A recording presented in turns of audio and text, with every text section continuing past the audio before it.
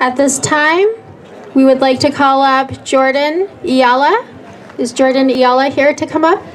Hello, everyone. My name is Jordan Yala. My preferred pronouns are he, him, his, and I am CVA. I am a first-generation immigrant whose parents came to the United States from the Philippines. Like many other first-generation immigrants, my parents started off as farm laborers. Growing up as a first-generation immigrant meant learning to navigate the world while your parents tried to do the same. My experience as a child of farm laborers drove me to want what we all have heard before as a better life. And as a child, I longed to work in the fields just like my father. I was proud, but he didn't let me. He didn't believe it was work made for me, and he wanted me to do something more. However, being someone who is Filipino, who does not identify as cisgender, and does not have the resources to navigate and understand things such as higher education, finances, and healthcare, it's been difficult. I was introduced to CVEA through a very productive phone call with Arturo Rodriguez, board president of Poplar, where we talked about the inequities in the school system and how a change in representation could benefit students of today and in the future. This eventually led to me running for a school board member chair in 2020. Thank you. Through this encounter, I was able to learn and see what CVEA does for the community and the heart and dedication behind its leaders.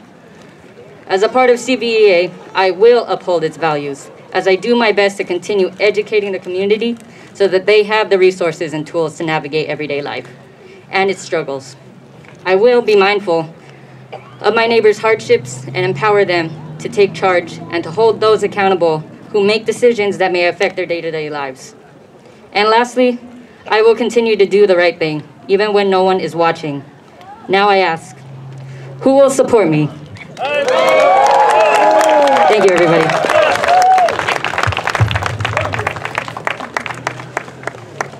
Those were the voices of the youth of CVEA. Can we get a round of applause for all of them? Slight change, so we're going to have Andres Chavez come up first. Thank you.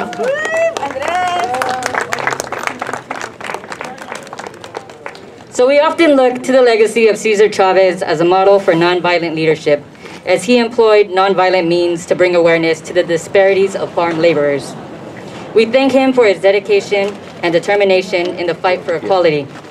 CVEA is grateful for establishing this award to continue the precedent of nonviolent use when fighting for and promoting transformative change. It is with great honor that I introduce Andres Chavez, one of Cesar Chavez's grandchildren, to present for the first time the Cesar Chavez Empowerment Award. Thank you, Jordan. Thank you.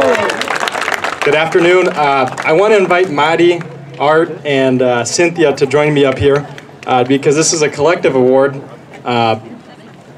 And, you know, while I have them up here, I think we need to give them a big round of applause for all the hard work they did to make this event happen today.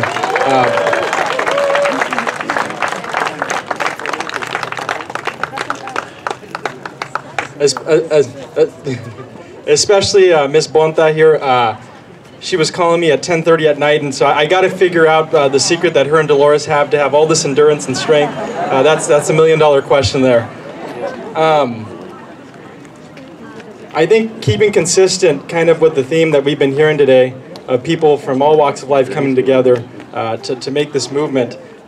We know that it wasn't just my thought or Dolores or Larry. There was countless others. Some people in the audience here today. We have El Capitan Roberto Bustos here today. We also have Ruben Martinez. I've seen the Romeros here in the corner, also veterans of our movement. And so I'm going to take the liberty to rename the award and call it the Farmworker Movement Empowerment Award that we're going to present to a community member who will join us here in a second. I'm going to have Madi and Arturo also speak about him. But I had a brief chance to talk with him just for a few minutes. And he has a long story of working in the fields, but also serving his community here for 40 plus years. And so it's my honor and my privilege to present the Farmworker Movement Empowerment Award to Israel Toledo.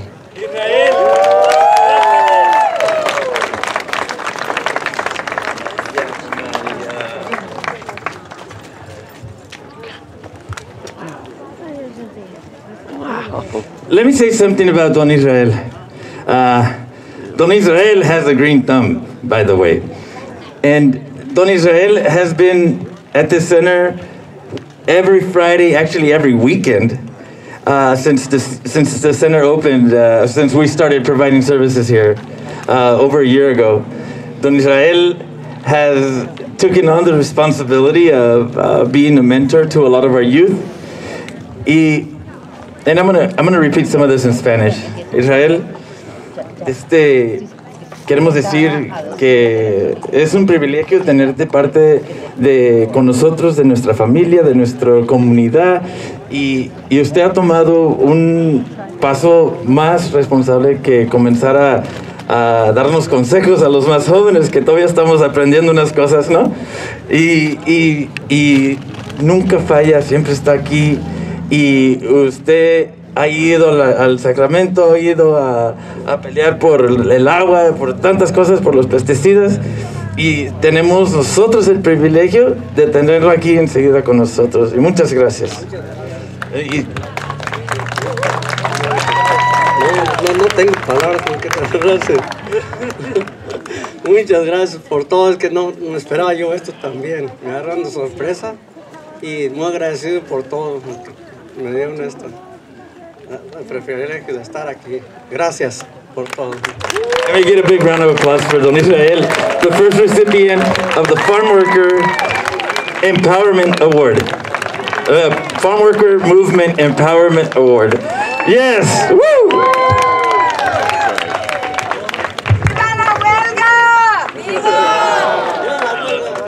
To bring Aziz Hassan up for a special dedication. Just want to say how impressed I am with all of the youth stories, the youth voices, and it really attests to the generations. This is what it's about, right? The intergenerational organizing, to have she's referred to as the godmother and the grandmother, Dolores Huerta, here. It's really an honor to have you here with us. Thank you, and to see all of the voices that are here that are represented today, all of our youth and all of our elders, and this is the way that we build intergenerational movements of solidarity. So really grateful to be here with all of you. Thank you.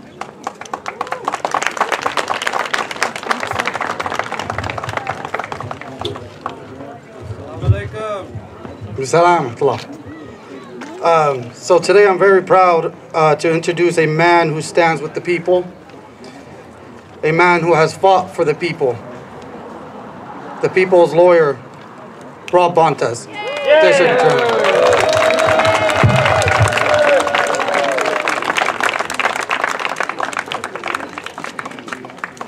Good afternoon, everyone. How are you today?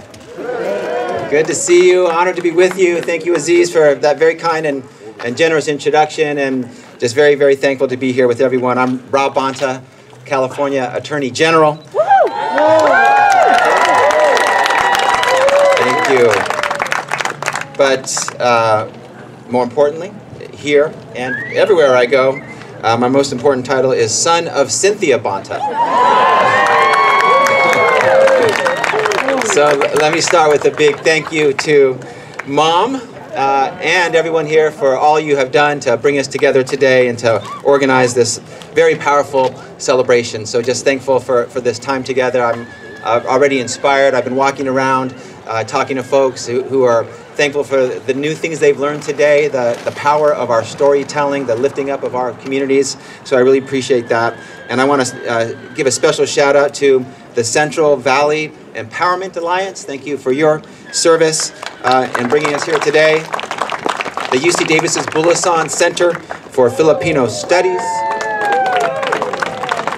and the Delano chapter of the Filipino American National Historical Society. So we're at our best when we work together, and that's on full display today. Thank you to everyone for coming together, partnering and collaborating for this wonderful event.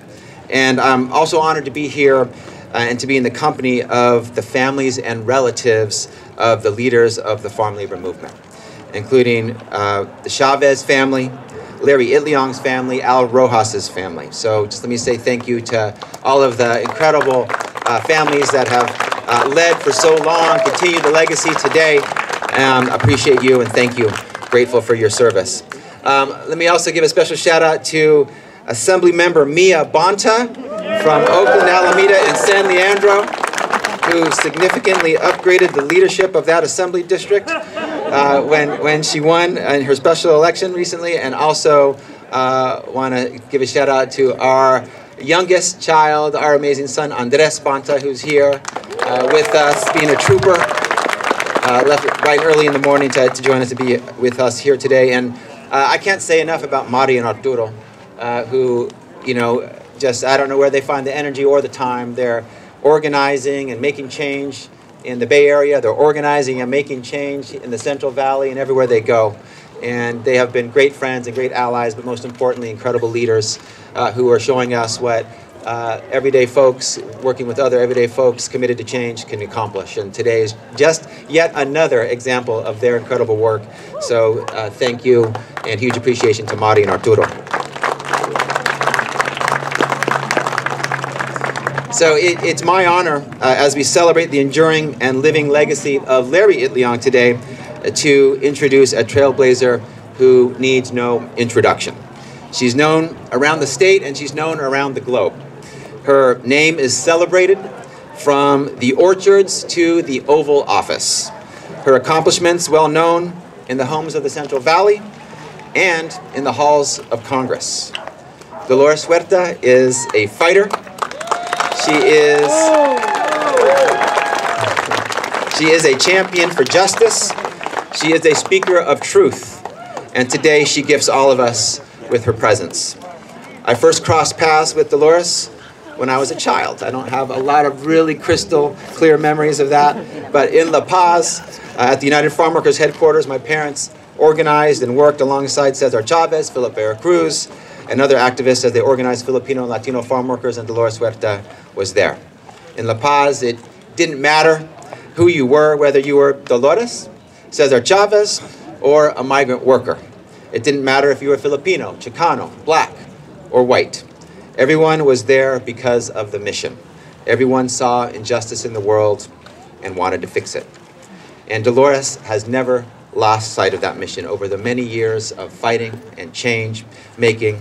She has spent her entire career as an activist, fighting for communities too often undervalued and too often overlooked. She has secured life-changing victories for working people in the fields and advanced justice for women and for girls.